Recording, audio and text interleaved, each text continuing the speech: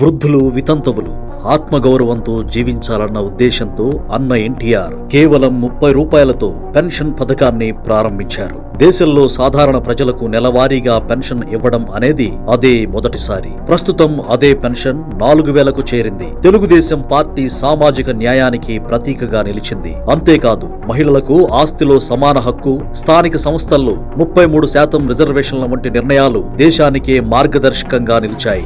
దేశంలో ఎవరైనా ఎక్కడైనా మహిళా సాధికారత, సామాజిక భద్రత గురించి మాట్లాడినప్పుడల్లా ఆంధ్రప్రదేశ్ ప్రస్తావన ఖచ్చితంగా వస్తుంది. ఆ వారసత్వాన్ని కాలానికి తగినట్లుగా బలోపేతం చేసిన నాయకుడు చంద్రబాబు నాయుడు. దీపం పథకం, 0 వడ్డీ రుణాలు, డ్వాక్రా సంఘాల ప్రోత్సాహం, మహిళల భద్రత కోసం షీ టీమ్స్, అంగన్వాడీ వ్యవస్థ బలోపేతం, సురక్ష యాప్ వంటి చర్యలతో మహిళలను ఆర్థికంగా స్వతంత్రులుగా నిలబెట్టారు. 1982-83లో ప్రారంభమైన డ్వాక్రా సంఘాలు మొదట్లో కొన్ని వందల గ్రూపులు 10 నుంచి 15,000 మహిళలకే పరిమితమయ్యాయి. కానీ చంద్రబాబు హయాంలో 1998-99 నాటికి 2.53 లక్షల గ్రూపులు, 30 నుంచి 40 లక్షల గ్రూపులతో దేశంలోనే అగ్రస్థానానికి చేరాయి. నేడు విభజన ఆంధ్రప్రదేశ్ లో డ్వాక్రా మహిళల సంఖ్య 94 లక్షలకు పైగా చేరి త్వరలో 1 కోటి మహిళల శక్తిగా మారుతోంది. వంటింటికే పరిమితమైన మహిళను డ్వాక్రా సంఘాల ద్వారా కోట్ల టర్నోవర్ చేసే పారిశ్రామికవేత్తలుగా మార్చిన ఘనత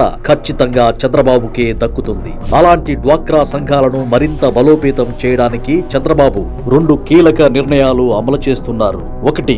అఖిల భారత డ్వాక్రా బజార్లు. 2. Cluster system. డ్వాక్రా ఉత్పత్తులను జాతీయ, అంతర్జాతీయ స్థాయిలో మార్కెట్ సౌకర్యం కల్పించడానికి అఖిల భారత డ్వాక్రా బజార్ కీలక పాత్ర పోషిస్తోంది. విశాఖపట్నంలో నిర్వహిస్తున్న ఈ బజార్లో 250 స్టాళ్లు, 600 మంది మహిళలు పాల్గొన్నారు. డిసెంబర్ 26వ తేదీ వరకు కొనసాగనుంది. ఈ బజార్ల ద్వారా రాష్ట్రంలోని డ్వాక్రా మహిళలంతా తమ ఉత్పత్తులను ఒకే చోట విక్రయించుకునే అవకాశం లభించింది. డ్వాక్రా బజార్ల ఏర్పాటును ప్రభుత్వం పూర్తిగా ఉచితంగా నిర్వహిస్తోంది. ఇక క్లస్టర్ సిస్టమ్ ద్వారా ప్రతి జిల్లాలో కామన్ ఫెసిలిటీ సెంటర్లు ఏర్పాటు చేసి యంత్రాలు, ప్యాకేజింగ్, టెస్టింగ్, మార్కెటింగ్ వంటి సదుపాయాలను ఒకే చోట అందుబాటులోకి తీసుకొచ్చారు. దీంతో మహిళలు ఉమ్మడిగా క్లస్టర్లను వినియోగించుకుని ఖర్చులు తగ్గించుకుంటూ నాణ్యమైన ఉత్పత్తులు తయారు చేయగలుగుతున్నారు. అలాగే కూటమి ప్రభుత్వం ఏర్పడిన తర్వాత డ్వాక్రాలో చేరిన మహిళలకు రివాల్వింగ్ ఫండ్ల ద్వారా అదనపు ప్రోత్సాహం కూడా అందిస్తున్నారు.